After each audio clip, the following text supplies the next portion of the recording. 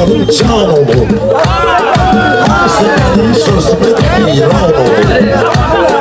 Ruhum kardeş geçirmek lüban olur. Ay kişi vəziyyət belədir bu kənddə. Ay kişi vəziyyət belədir bu kənddə. Ay kişi vəziyyət belədir bu kənddə. Ay kişi vəziyyət belədir bu kənddə. Gözünü çöpüb düşməyib gülərcəyə.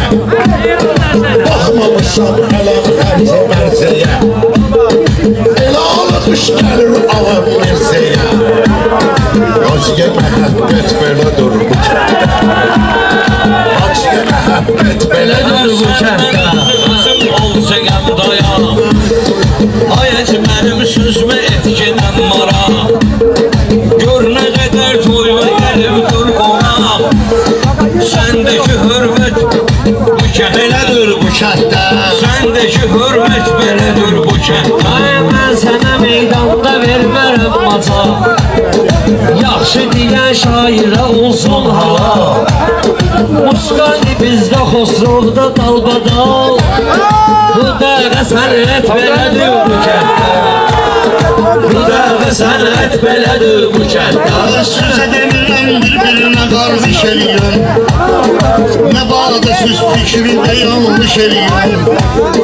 Yaxşı sözə qardeşlər alqış eləyəm. Deyək ki qiymət belədir bu kənddə. Deyək ki qiymət belədir bu kənddə. Ələklərdə pəyləşibdir güzəlim. Meyxanada ömrü boyu dirçəlim. Siz nə deyirsiniz sizə alqış gəlir. Şairə diqqət belədir bu kənddə. Vaxtı vəziyyət belədir bu kənddə. Meyxanamız bizim gəlib marağa. Baxın bizim Xosrov kimi qocağa. Böyük gəlib həmişə durub ayağa. Bu kişi şəxsiyyət belədir bu kənddə. Bu kişi şəxsiyyət belədir bu kənddə. Can qurban Xosrov kimi bir.